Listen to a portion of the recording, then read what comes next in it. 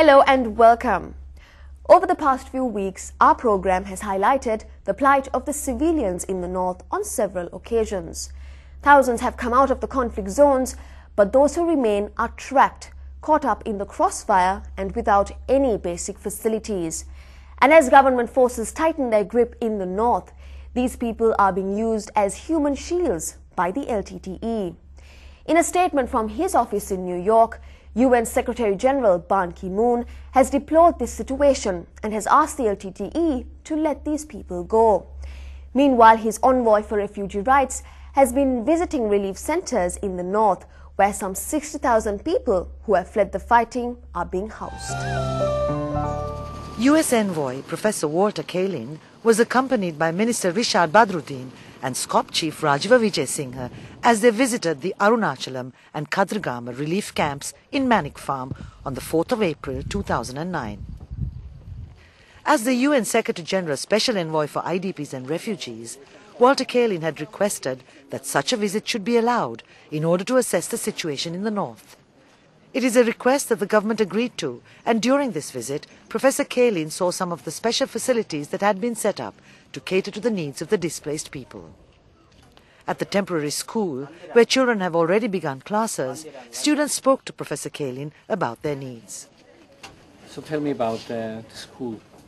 We need books to continue our study because we are AL biology students.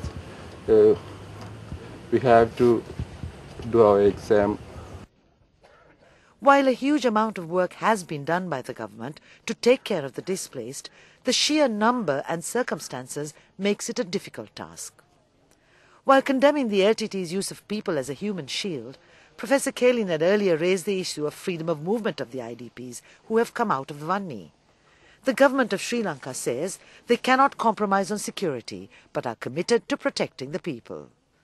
Following his visit to the north, Professor Kalin confirmed that the government was making an effort and will work with the UN to see how conditions in the camps could be improved. கஷ்டங்களோடு துன்பங்களோடு வவுனியாவை நோக்கி வருகின்றார்கள். அரசாங்கம் அதிகமான பணத்தை செலவு செய்திருக்கின்றது.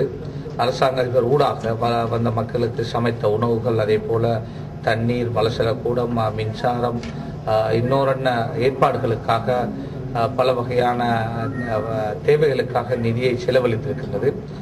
What I've seen, I think I've seen lots of efforts by the government. At the same time, the situation certainly is not ideal, and we are discussing these issues with the government. And as I said, there will be conclusions and recommendations on how to proceed. From the military campaign in the north to the election battle in the west, the Western Provincial Council elections are days away and the campaigning will soon come to an end. For those who are contesting, it was a time to market themselves and tell the people how they will make a difference. For voters, it was a chance to listen to them and make a wise decision. It's our voters who determine our future leaders after all. So here are the views of some candidates about the war and the economy.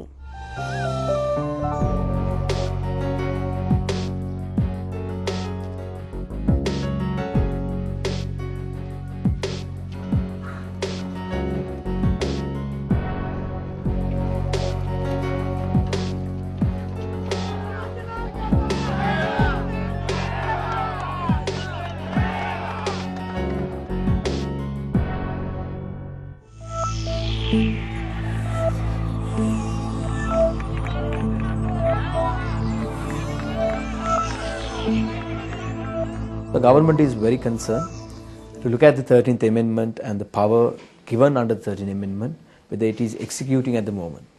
And therefore there will be a cross-section of people and politicians, the decision makers who will deliberate on this and take some very serious concerns over what has happened in the past, and we make sure there will be the power vested with the provincial level as per the 13th Amendment and devolve the power, whereas the power will be given to people who will really want to take decisions at the grassroots level and make their own leaders in the level of Pradesha Sabha, Nagara Sabha and Palat Sabha level. We believe in the Sri Lankan economy to be driven by a Sri Lankan way, and therefore Sri Lankans can survive. We are a self-sufficient country in the past. Therefore, when it comes to development, obviously we'll have to get the right partners to be our shareholders, and then we can revive the economy with that.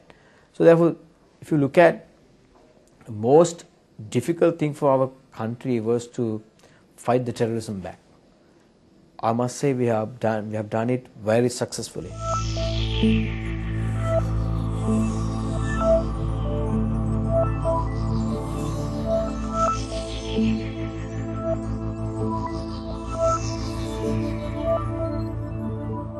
We want to change its existing political culture. Secondly, we want to bring new professionalism, professional management into the provincial council systems. So those are the main two areas. You need democracy, plural democracy with other certain aspects of democracy like participatory democracy, consensual democracy, deliberative democracy. You need rights.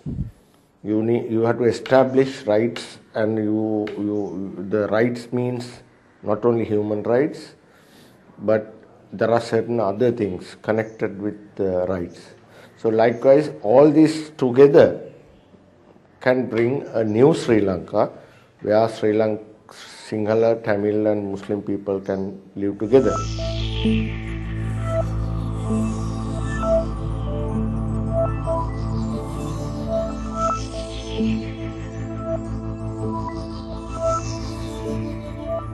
National question, you know that with the all Sri Lankan people, JVP supported these military actions against terrorism.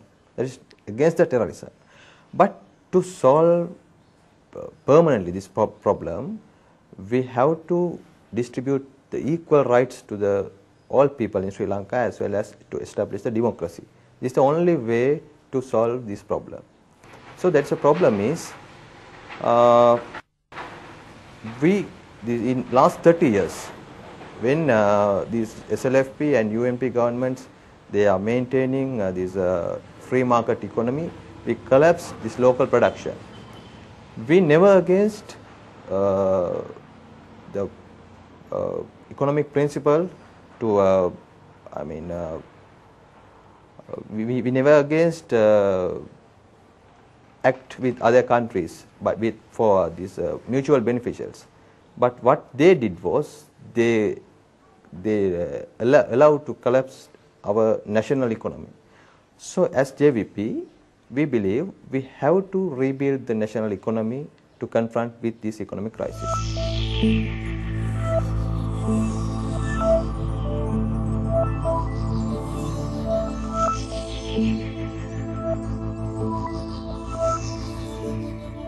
So I don't believe in election promises. I don't give any promise during my campaign, but there must be a policy to be implemented.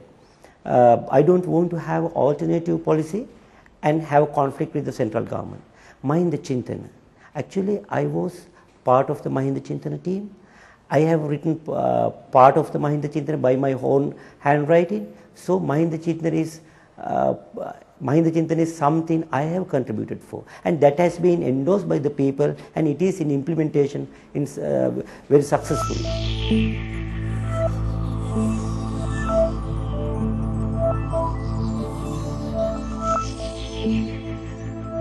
My main motive in 2020 or 2018, Maligawatha, Dematagoda, Maradana, Slave Island, Colombo, these areas must come with doctors and lawyers. That is my main issue.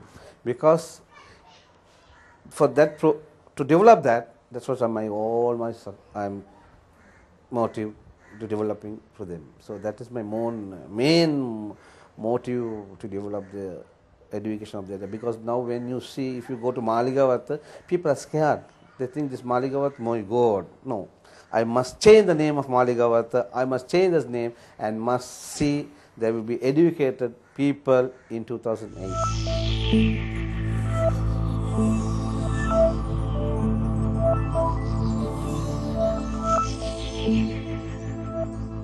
Our main ambition, vision, necessity this election is consolidating the Tamil representation in Colombo, the national capital. As it is now, we are the party who are in the forefront in Colombo. There are other parties and other candidates contesting in the government ruling alliance, but we know we are in the leading slot because we have had 4 municipal councillors in Colombo municipality and 1 sitting member in the Colombo district Western Provincial Council. Therefore, we are in the forefront.